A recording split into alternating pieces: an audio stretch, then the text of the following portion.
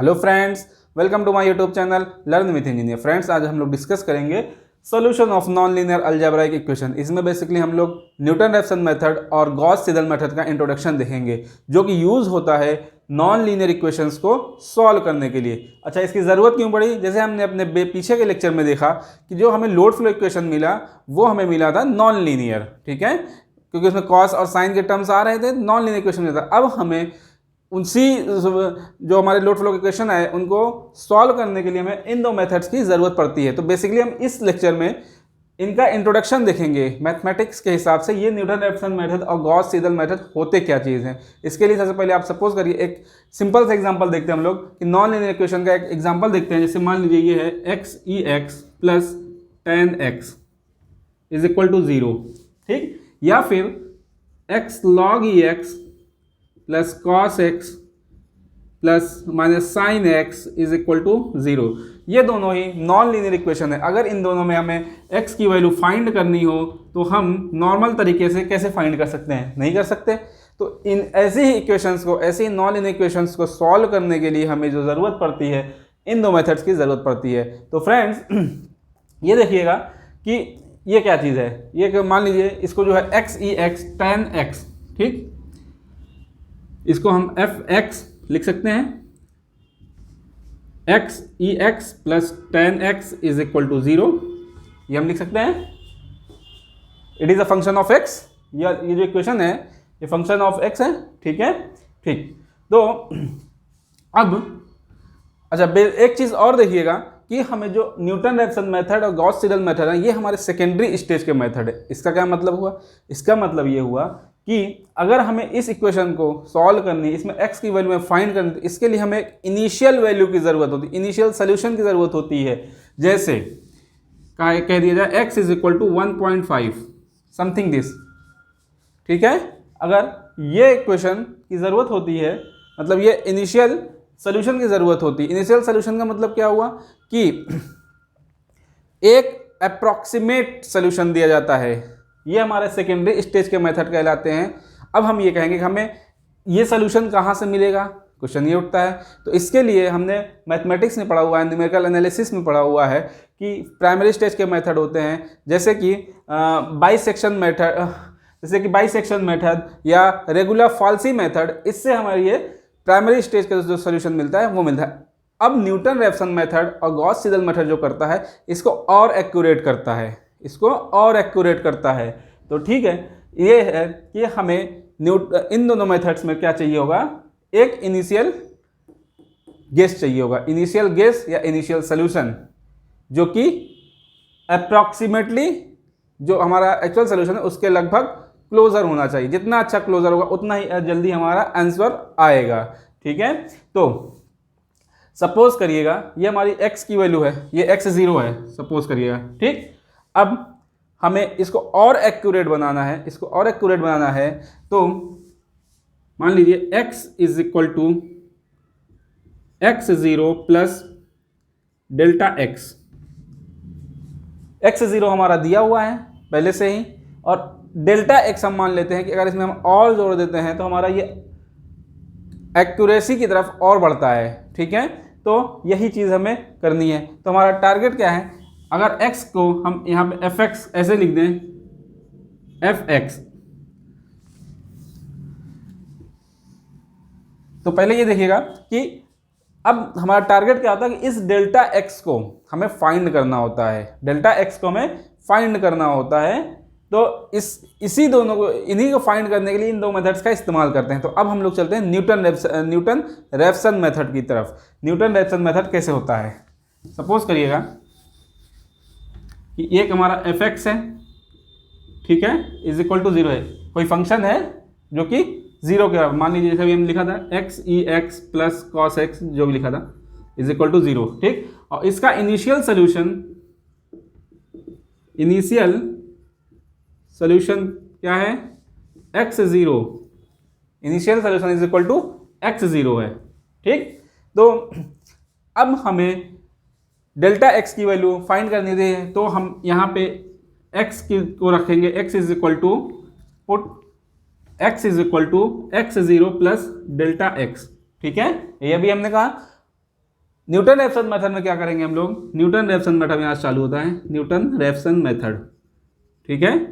तो यहाँ पे x की जगह पे यहाँ पे रखिए f(x0 प्लस डेल्टा x), ठीक, ये है इज इक्वल टू, ये क्या हो जाएगा 0, x की जगह पे ही हमने x की जगह पे x0 प्लस डेल्टा x रख दिया, जहाँ पे x0 क्या है, इनिशियल सोल्यूशन है इसका, मतलब अच्छा इनिशियल सोल्यूशन अभी हमने ये कहा कि जो प्राइमरी मेथड्स है उससे मिल सकते हैं, या फिर हमारे जैसे ऑब्जेक्टिव क्वेश्चंस आते हैं लोड फ्लो के क्वेश्चंस में, तो उसमें पहले ही दिया होता है, या अगर नहीं दिया हुआ तो कुछ प्रैक्टिकल कंडीशंस दी होती हैं, जैसे कि मान लीजिए हम फ्रीक्वेंसी निकाल रहे हैं किसी सिस्टम की, तो हमें एग्जैक्ट फ्रीक्वेंसी निकालनी है, तो हमें ये पता है कि उसकी फ्रीक्वेंसी 50 हर्ट्ज़ के आसपास होगी, जो हमारी सिस्टम फ्रीक्वेंसी है, 49 पॉइंट समथिंग हो सकती है, 50 पॉइंट समथिंग होती है, कुछ वेरिएशन, वो हमें एग्जैक्ट सोल्यूशन एग्जैक्ट वैल्यू निकालने के लिए ही इसका इस्तेमाल करें। लेकिन इनिशियल केस हमारा वहाँ पे क्या है 50 हर्ट्ज़। इसी तरह अगर हमें किसी 11 के भी सिस्टम पे निकालना है उसका वोल्टेज, 11 के बस का वोल्टेज सपोज दैट निकालना है, तो उसमें कुछ वेरिएशन होगा, वही वेरिएशन हमें कैलकुलेट करना है, हमें एग्जैक्ट वैल्यू कैलकुलेट करनी है। यही काम ये दोनों मेथड करते हैं जो कि सेकेंडरी मेथड होते हैं, ठीक। अच्छा आगे बढ़ते हैं अब इससे। तो अब इसको अगर हम टेलर सीरीज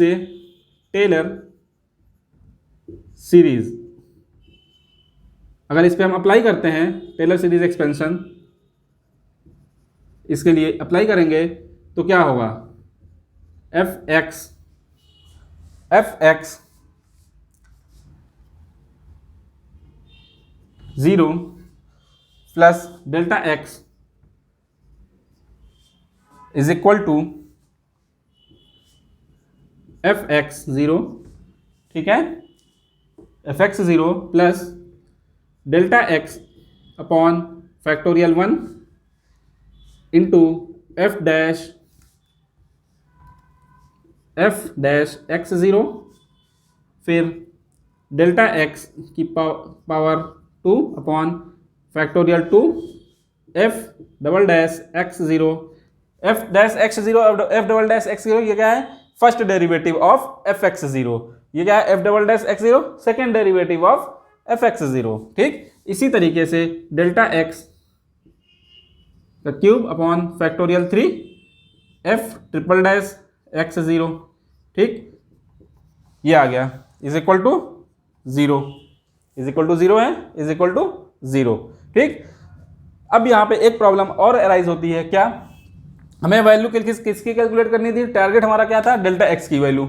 जब डेल्टा x की वैल्यू हमें जो कैलकुलेट करनी है, यहाँ पे हम देखते हैं इसका जो हायर पावर में आ जाती है नॉन लीनियर इक्वेशन, ये फिर बन जाती है, क्यों, क्योंकि यहाँ डेल्टा x हमारा डिपेंडेंट वेरिएबल है, और डिपेंडेंट वेरिएबल की पावर जब एक के अलावा और कोई भी होती, चाहे एक से कम हो या एक से ज़्यादा हो, तो हमारा इक्वेशन नॉन लीनियर बन जाता है। तो ये फिर से नॉन लीनियर बन गया, तो इसको करने के लिए, इसको फिर से सॉल्व करने के लिए हम अप्रॉक्सीमेशन करते हैं। अप्रॉक्सीमेशन क्या करते हैं, हमने क्या कहा, ये इनिशियल सोल्यूशन है, और गुड इनिशियल सोल्यूशन या गुड इनिशियल गेस वो होता है जो कि एक्चुअल वैल्यू जो है उसके क्लोजेस्ट हो, जितना क्लोज होगा उतना ही अच्छा इनिशियल गेस कहलाएगा, कहेंगे हम good initial guess, for good initial guess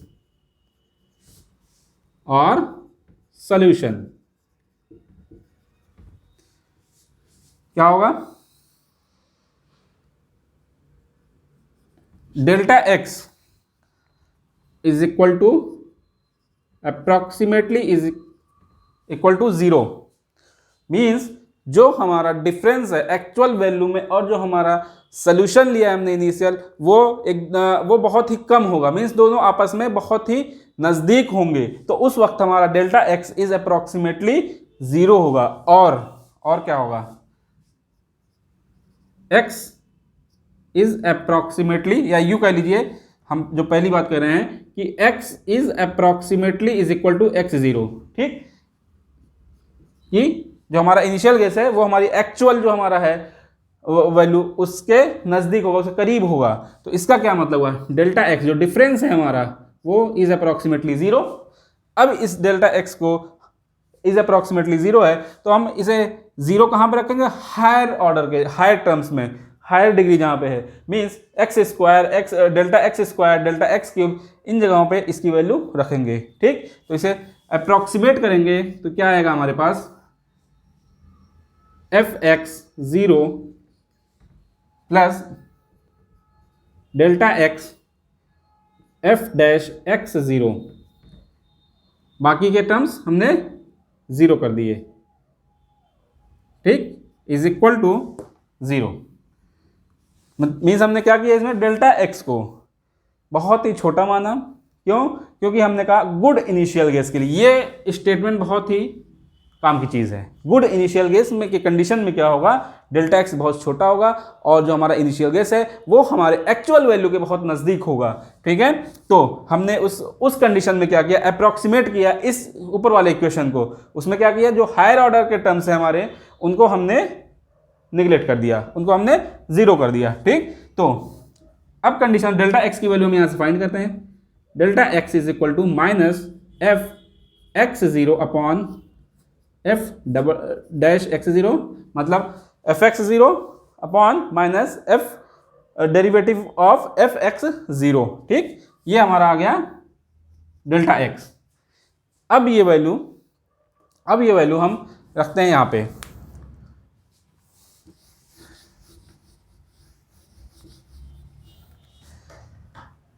क्या था हमारा, x is equal to x 0 plus delta x.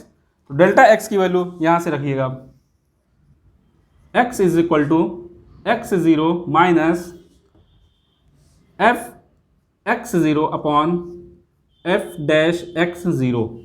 ठीक, डैश का मतलब डेरिवेटिव, बार बार ये कह रहा हूं। ठीक, तो अब ये हमारा आ गया। अब ये क्या हुआ, फर्स्ट आइट्रेशन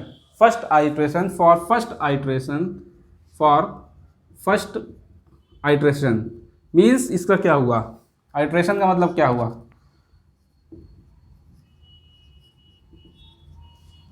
फर्स्ट आइट्रेशन का मतलब हुआ जब हमने ये जो प्रोसेस किया, ये पहली बार किया, हमने x 0 से चालू हुए और x जो डेल्टा एक्स निकाले, पहली बार में जो डेल्टा एक्स निकाले वो आया हमारा फर्स्ट आइट्रेशन। मीन्स कि हमारा फॉर फर्स्ट आइट्रेशन पहली बार जब हमने निकाला तो आया x1 is equal to x 0 minus f x 0 upon f dash x 0।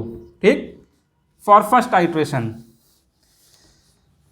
अब देखिएगा हमारा जो डेल्टा एक्स, हमने पहले x 0 था हमारा, x इज इक्वल टू, हमने इनिशियल केस माना x 0। ठीक, उसके बाद हमने कैलकुलेट क्या किया, डेल्टा x, मतलब कि हमने डेल्टा एक्स को कैलकुलेट करके उसमें एक्स 0 में जोड़ा, तो हम मीन्स ये हुआ कि हम और नज़दीक पहुँचे, जो हमारी एक्चुअल वैल्यू है उससे हम और नज़दीक पहुँचे। ठीक है, तो ये हुआ पहले आइट्रेशन में कि देखिए एक्स 0 से ज़्यादा एक्यूरेट जो है वो x1 है। क्यों? क्योंकि हमने यहाँ पे डेल्टा एक्स को यहाँ पे पुटअप किया हुआ है, डेल्टा एक्स की वैल्यू कैलकुलेट की हुई है। अब इसी तरीके से फिर से अगर यही प्रोसेस हम दोबारा करते हैं, मीन्स सेकेंड आइट्रेशन करते हैं, फॉर सेकेंड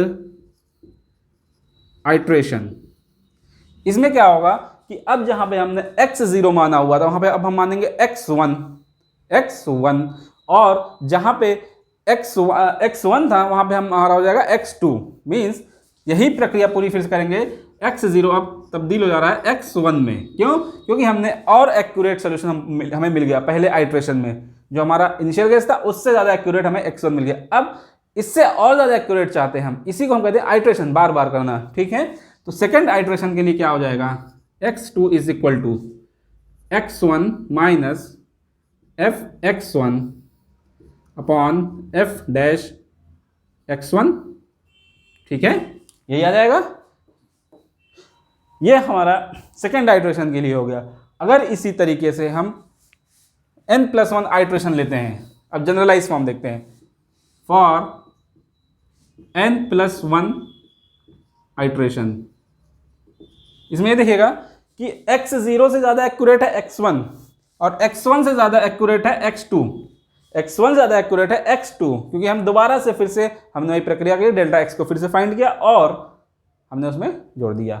ठीक, तो फॉर n+1 आइट्रेशन क्या हो जाएगा, n+1 is equal to xn minus f dash f x n upon f dash x n. ठीक है, ये हमारा डायरेक्ट मेथड बनता है न्यूटन रेफसन के लिए। इस पे मैक्सिमम क्वेश्चन पूछ जाते हैं न्यूमेरिकल्स ऑब्जेक्टिव टाइप में। डायरेक्ट इसी फॉर्मूले पे कई बार क्वेश्चन पूछे गए हैं। तो हमें यहाँ पे जो हमने डेरिवेशन किया उससे हमें ये रिजल्ट मिला। बेसिकली हमें इस डेरिवेशन कोई ज़रूरत नहीं है, लेकिन सवाल सारे क्वेश्चंस इसी से पूछे जाते हैं अगर न्यूटन रेफसन मेथड से आ रहा है। लेकिन हमें ये मालूम होना चाहिए कि ये कहाँ से आया, तो इसलिए मैंने ये प्रोसेस किया। मीन्स हमने न्यूटन रेफसन मेथड से जो हमारा इनिशियल गेस दिया हुआ, जो इनिशियल वैल्यू दी हुई है, जो मतलब सोल्यूशन दिया हुआ है, उसको और एक्यूरेट करते हैं, आइट्रेट करते हैं सिस्टम बार बार वैल्यूज़ को, तो उससे हमें और एक्यूरेट सोल्यूशन मिलता है। तो इस फॉर्मूले को याद रखिएगा। ठीक है, अब हम इस पे एक न्यूमेरिकल लगाते हैं तो हमारा और कॉन्सेप्ट क्लियर हो जाएगा।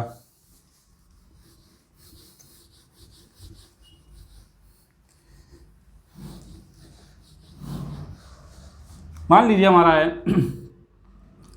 tan x is equal to 1.5x।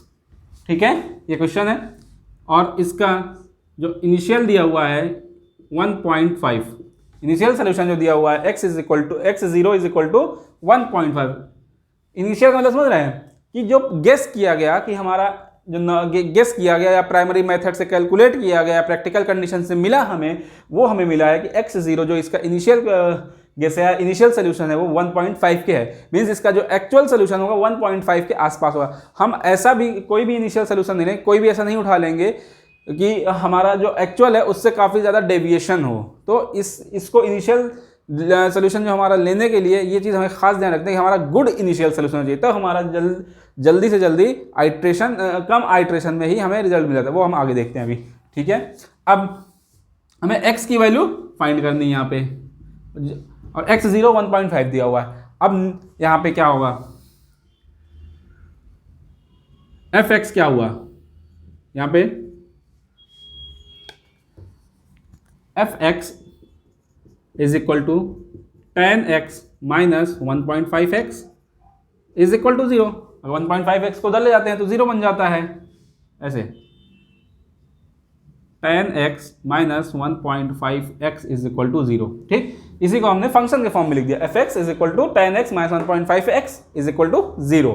ठीक, अब हमारा जो फॉर्मूला था वो क्या था, xn+1 xn minus f xn upon f dash xn। ठीक, यही फॉर्मूला था हमारा। तो हमें यहाँ पे पहले डेरिवेटिव की जरूरत पड़ेगी। तो f डैश x क्या हुआ, f dash x is equal to sec square x minus 1.5। f dash x यही आया, f x ये था, f डैश x मतलब डेरिवेटिव ऑफ f x क्या हुआ, सेक स्क्वायर x माइनस 1.5। अब इस फॉर्मूले के हिसाब से हम रखते हैं कि xn+1 is equal to xn minus fx क्या है हमारा, fxn, x की जगह पे xn हो जाएगा। ठीक है, अभी हम जनरलाइज फॉर्म में देखते हैं कि minus tan xn minus 1.5 xn upon f dash xn क्या है, सेक स्क्वायर xn माइनस 1.5। ठीक, अब n की वैल्यू रखते जाइए 0 से लेकर, हर बार हमें आइट्रेशन मिलता जाएगा। देखिए कुछ ऐसे, for first iteration xn, for first iteration that is x1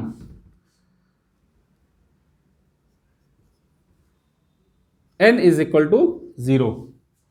भाई xn+1 है, x1 हमें चाहिए तो n इज इक्वल टू 0 रखेंगे तो हमारा x1 आ जाएगा। क्या होगा इसका, x1 is equal to x0 minus tan x0 minus 1.5 x0 upon sec square x0 minus 1.5। ये क्लियर है? हमने क्या किया पहले एफ एक्स निकाला, फिर एफ डैश एक्स निकाला, फिर जनरलाइज जो हमारा फॉर्मूला बना था न्यूटन रेफसन मेथड का उसमें पुटअप कर दिया।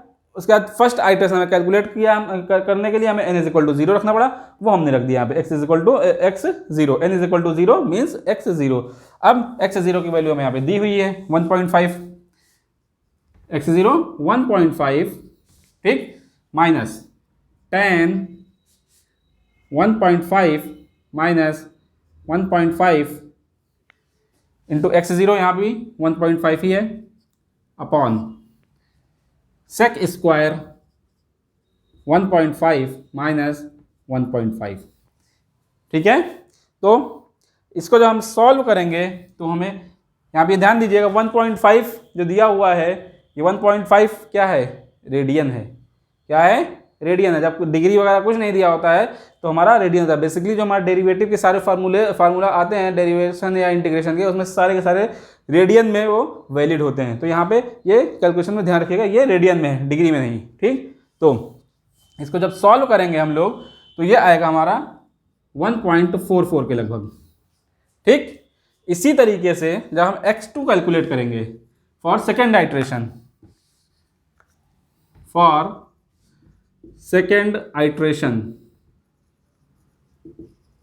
सेकेंड आइट्रेशन क्या होगा, x2 is equal to x1 minus f x1, directly लिखते हैं x1 minus 10 x1 minus 1.5 x1 upon sec square x1 minus 1.5। ठीक, जब वैल्यू रख दीजिए, x1 की वैल्यू क्या आई थी 1.44 minus 10 1.44 minus 1.5 into 1.44 upon sec square 1.44 minus 1.5। ठीक है, वैल्यू क्या आएगी इसकी 1.3 के 4 के अप्रॉक्सीमेट आएगी जब कैलकुलेट करेंगे तो। ठीक है, तो मीन्स हमें ये देखिए 1.5 से हमारा इनिशियल गेस था, उससे अच्छा मिला हमें 1.44, उससे अच्छा जो मिला हमें 1.34। अब इसमें हमें देखना क्या है कि सोल्यूशन हमारा कहाँ पे आ रहा है। तो इसके लिए हम यहाँ पे एक टेबल बनाते हैं इस तरह से कुछ, आइट्रेशन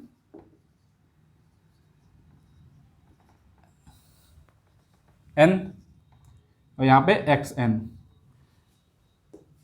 जीरोथ आइट्रेशन के लिए मीन्स अब ये जो हमारा x0 है n इज इक्वल टू 0 के लिए कितना है हमारी वैल्यू xn की 1.5।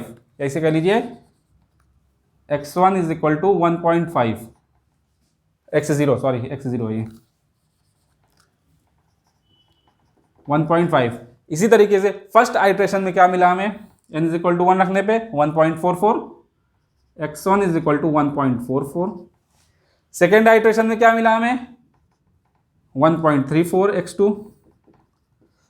अब हम जब थर्ड आइट्रेशन करेंगे इसी तरह इन द सेम वे, उसमें क्या रखेंगे x2 minus 10 x2 minus 1.5 x2 upon sec square x2 minus 1. Means जो प्रोसेस हमने यहाँ पे किया वही हमने थर्ड आइट्रेशन के लिए करना है.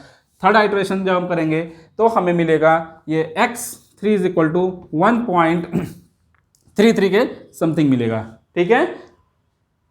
अब इसको हम जब और आगे जाएंगे फोर्थ आइट्रेशन करेंगे तो क्या होगा, फोर्थ आइट्रेशन में हमें जो वैल्यू मिलेगी 1.324. ठीक. इसी तरीके से अब हम जब फिफ्थ आइट्रेशन पे जाएंगे तो हमें ये वैल्यू मिलेगी 1.323. अब मैं यहाँ पे समझाना क्या चाह रहा हूँ ये देखिएगा कि ये हमारा ये हो गया होगा, ये हमारा फर्स्ट आइट्रेशन सेकेंड आइट्रेशन सारी वैल्यू आ गई. हम इसको डिलीट मार रहा हूँ यहाँ पे.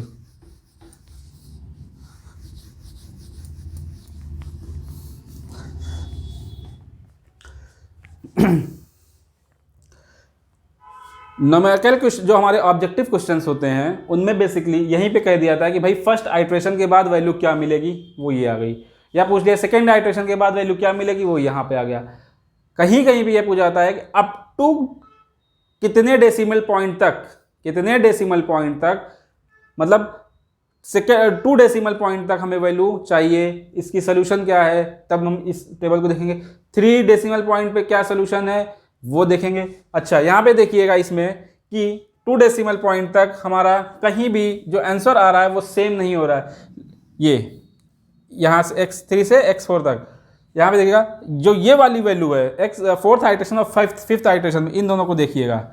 अगर हम इसे अप टू 2 डेसिमल पॉइंट लेते हैं x4 और x5 को अप टू 2 डेसिमल पॉइंट, यहाँ पे क्या हो रहा है, सोल्यूशन सेम हो गया, कन्वर्ज हो जा रहा है, मिल जा रहा है आपस में। तो यहीं पे हमारा ये सोल्यूशन हो गया। फिफ्थ आइट्रेशन पे हमें मिला इसका सोल्यूशन, फिफ्थ आइट्रेशन में इसका मिला सोल्यूशन। लेकिन बात ध्यान देने क्या चीज़ है, कितने डेसिमल पॉइंट तक, up to 2 decimal point fifth iteration पे हमें सोल्यूशन मिला। Fifth iteration,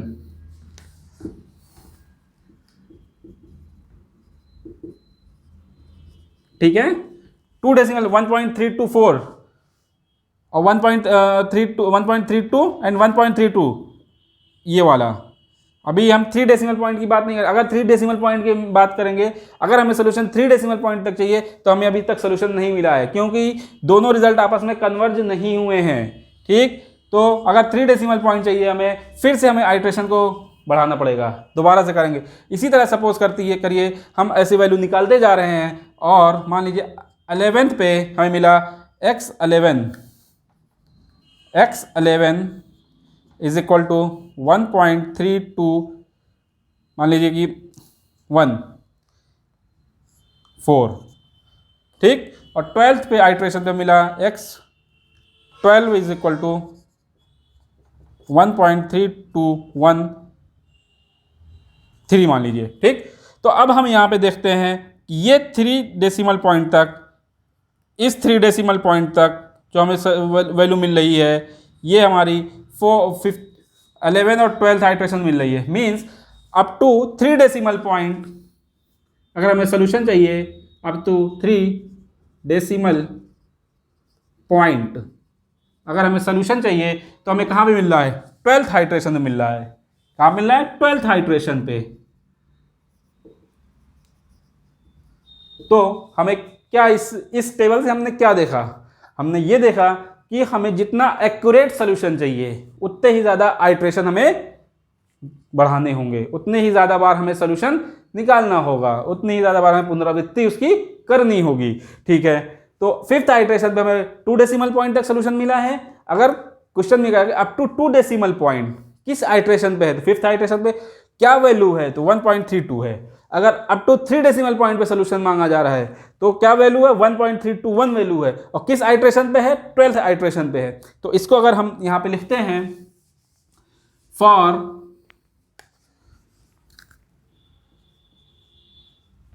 more accurate solution, that is for higher decimal point accuracy,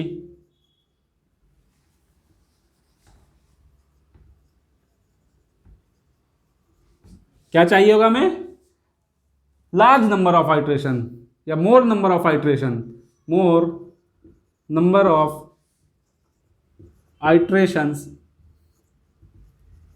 required. अगर हमें सॉल्यूशन कम एक्यूरेट चाहिए, मींस देखिए कंपैरिजन हो रहा है, जो शुरुआत वाला था वो एक्यूरेट नहीं था, फिर हमने उससे एक्यूरेट निकाला। बात यह आई कि हमारा कितने डेसिमल पॉइंट तक चाहिए। अगर ज़्यादा डेसिमल पॉइंट तक चाहिए तो ज़्यादा आइट्रेशन करना होगा, कम डेसिमल पॉइंट के लिए चाहिए तो कम आइट्रेशन करना होगा, सीधी सी बात है। ठीक, तो अब अच्छा एक चीज़ और देखते हैं। अगर मान लीजिए कोई भी ऐसा कोई मेथड है, कोई मान लीजिए XYZ कोई मेथड है, समथिंग, मैं ये नहीं कह रहा हूँ कि न्यूटन रेफसन है, गॉस सीडल, समथिंग कोई भी मेथड है, इसी को सॉल्व करने के लिए सेकेंड स्टेज मेथड ही है। ठीक है, उसमें अगर हमें आइट्रेशन, ये मान लीजिए जो हमें सेकेंड वैल्यू मिली है ये हमें मिलती है 7th आइट्रेशन पे। मान लो कि फॉर 2 decimal point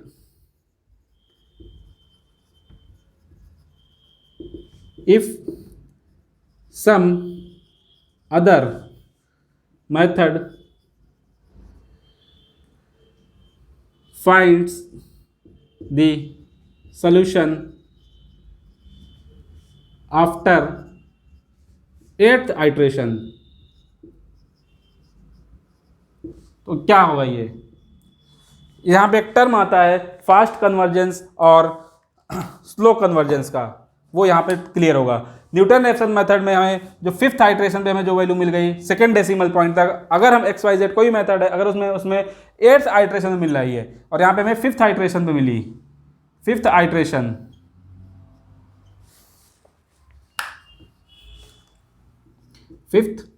आइट्रेशन, ठीक है, तो क्या होगा 8th आइट्रेशन में मिली है और यहाँ 5th आइट्रेशन मिली है, तो इसको हम कहेंगे slow convergence, slow convergence method as compared to NR method, Newton Raphson method. इस केस में अगर हम इस एग्जांपल को देख रहे हैं जहां पे हमें 2 डेसिमल पॉइंट तक 5th आइट्रेशन पे वैल्यू मिल जा रही थी न्यूटन रेफसन मेथड में, वहीं पे अगर कोई और दूसरा मेथड है जिसमें 8th आइट्रेशन पे वही वैल्यू मिल रही है सेकंड डेसिमल पॉइंट तक, तो हम ये कहेंगे कि वो स्लो कन्वर्जेंस मेथड है। मतलब कन्वर्ज धीरे हो रहा है, देर में हो रहा है। कन्वर्ज का मतलब होता है मिलना, जैसे हमारा कॉन्वेक्स लेंस वगैरह होता था वो मिलता था ना, तो वही चीज़ यहाँ पे भी है कि जहाँ पे सोल्यूशन मिल रहा है हमें, वही चीज़ है कि इसे देखिए 2 टर्म यूज हुए कि स्लो कन्वर्जेंस और fast convergence. Less number of iteration for any method is called fast convergence. अगर ज़्यादा आइट्रेशन, ज़्यादा नंबर ऑफ आइट्रेशन मिल रहा है, more number of iterations, then slow convergence. दूसरा में क्या मिला कि अगर हमें एक्यूरेट सोल्यूशन ज़्यादा चाहिए, for more accurate solution means more decimal point accuracy, तो हमें आइट्रेशन नंबर बढ़ाने पड़ेंगे, मोर नंबर ऑफ आइट्रेशन रिक्वायर्ड। तो ये था हमारा न्यूटन रेफसन मेथड का इंट्रोडक्शन। ये हमारा न्यूटन रेफसन मेथड ऐसे ही काम, ये हमारा बेसिक है। पहले लोड फ्लो में हम लोग, इसीलिए हमारा प्रॉब्लम होती है क्योंकि हम डायरेक्ट कूद जाते हैं, जंप कर जाते हैं अपने प्रॉब्लम्स पे, जो लोड फ्लो के प्रॉब्लम्स है उस पर। पहले हम ये समझते हैं कि न्यूटन रेफसन मेथड आखिर है क्या, इसका बेसिक फंडामेंटल कैसे काम करता है, इसका बेसिक थ्योरी है क्या चीज़, वो चीज़ मैंने यहाँ पे क्लियर करी है। आगे के लेक्चर्स में इसी मेथड को यूज़ करते हुए हम लोग लोड फ्लो की प्रॉब्लम्स को सॉल्व करेंगे, वहाँ पे और बड़े आएंगे। लेकिन जब तक हमें बेसिक नहीं क्लियर होगा तब तक हम वहाँ पे फेल हो जाएंगे, और इसीलिए ज़्यादातर लोगों को लोड फ्लो एनालिसिस बहुत ही हार्ड लगती है। तो आई होप कि ये समझ में आएगा। अब हम लोग बढ़ते हैं गॉस सीडल मेथड की तरफ। गॉस सीडल मेथड,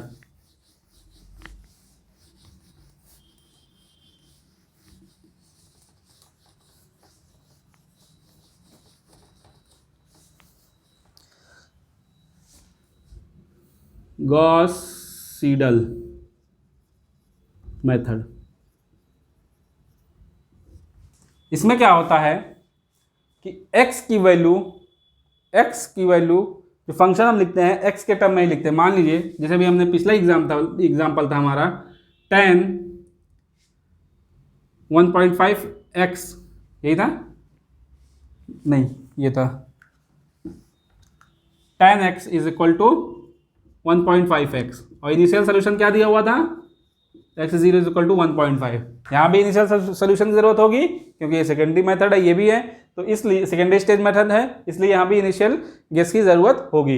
इसमें क्या करते हैं हम लोग गॉस सीडल मेथड में, x को x के टर्म में ही लिखते हैं। मीन्स क्या हुआ कि x अगर हमें यहाँ से निकालना है, suppose that x is equal to हम लिख देते हैं tan x अपॉन 1.5x, मतलब फंक्शन ऐसा बनाते हैं कि x का फंक्शन बनाते हैं x के ही टर्म में।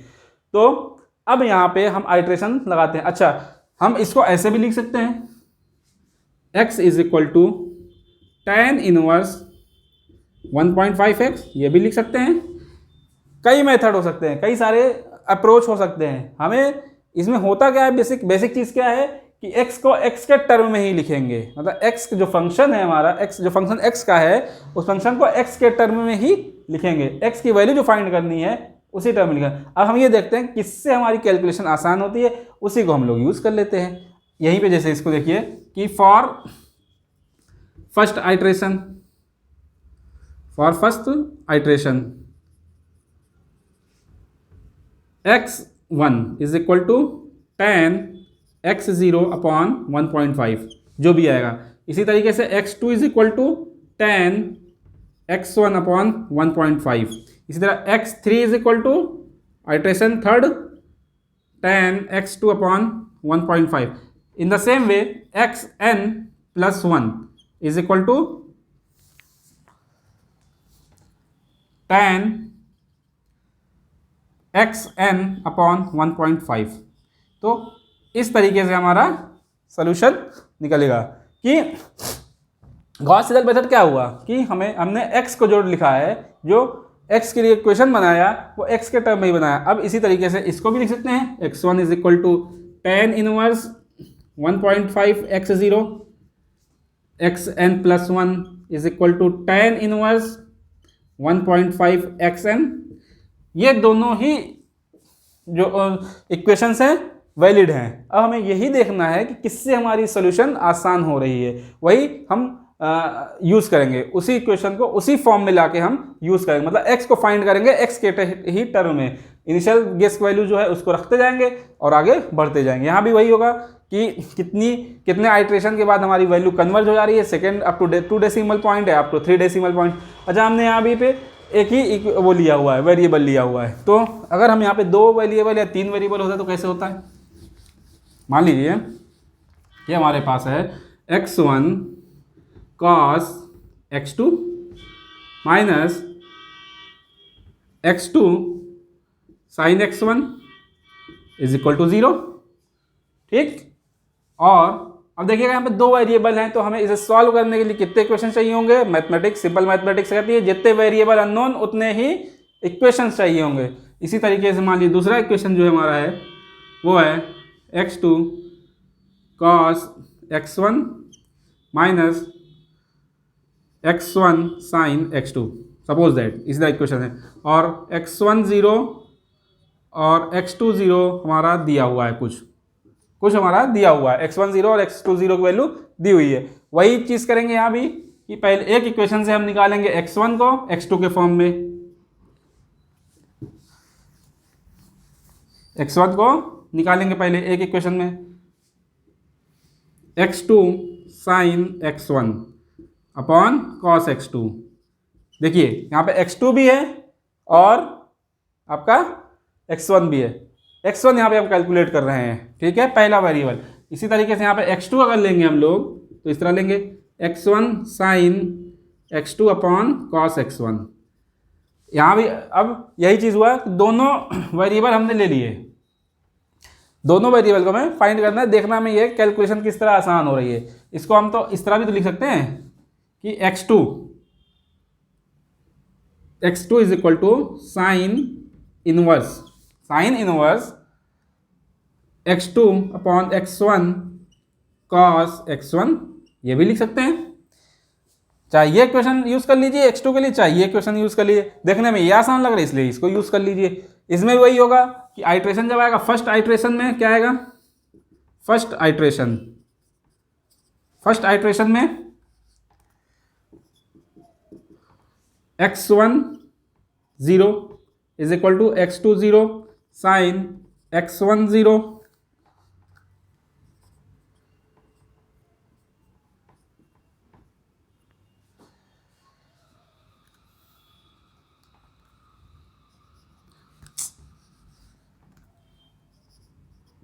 Upon cos x2 0। मीन्स हमने जो इनिशियल वैल्यूज दी हुई हैं उसे रखते हुए पहले फर्स्ट आइट्रेशन के लिए x1 कैलकुलेट कर लिया, इसी तरह x2 भी कैलकुलेट कर लेंगे फर्स्ट आइट्रेशन के लिए, ये फर्स्ट आइट्रेशन हो गया।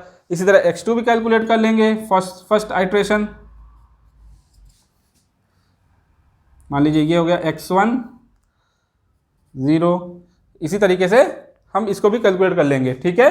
तो मेरा कहने का मतलब यही है कि गॉस सीडल मेथड और न्यूटन रेफसन मेथड में यही फ़र्क है कि वहाँ पे हम टेलर सीरीज़ का इस्तेमाल करते हुए इक्वेशन, वो जो हमारा वहाँ पे फॉर्मूला बनता है उससे निकालते हैं, और यहाँ पे हम x को x के टर्म में ही निकालते हैं। तो लेकिन बस ध्यान ये रखते हैं कि किससे हमारा आसानी से कैलकुलेशन हो जा रही है उसी को निकालते हैं। तो ये हमारा बेसिक ओवरव्यू था कि न्यूटन-रैप्सन मेथड और गॉस-सीडल मेथड क्या चीज़ होती है। अब हम आगे के क्वेश्चंस में यही देखेंगे कि गॉस-सीडल मेथड को कैसे यूज़ करते हैं, PQ बस पे जो हमारे अननोन वेरिएबल्स हैं उसको कैलकुलेट करने के लिए, या फिर PV बस पे जो अननोन वेरिएबल्स हैं उनको कैलकुलेट करने के लिए। उसी तरह न्यूटन-रैप्सन मेथड को कैसे यूज़ करते हैं, जो हमारे अननोन वेरिएबल्स हैं पावर फ्लो इक्वेशंस में जो हमने निकाले थे, जो हमने स्टैटिक लोड फ्लो इक्वेशन निकाला उसमें जो कोई अननोन वेरिएबल है तो उसे फाइंड करने के लिए कैसे इन दोनों मेथड का यूज़ करते हैं, ये हम अपने आगे के लेक्चर्स में देखेंगे। सो फ्रेंड्स, आई होप कि आप लोगों को जो मैंने यहाँ पे समझाया है, जो कॉन्सेप्ट दिया है, वो आपको बेहतर तरीके से समझ में आया होगा। फिर भी कहीं पे कोई डाउट रह जाता है तो मुझे कमेंट बॉक्स में कमेंट करिएगा, मैं उनका आंसर करूँगा। Thank you very much.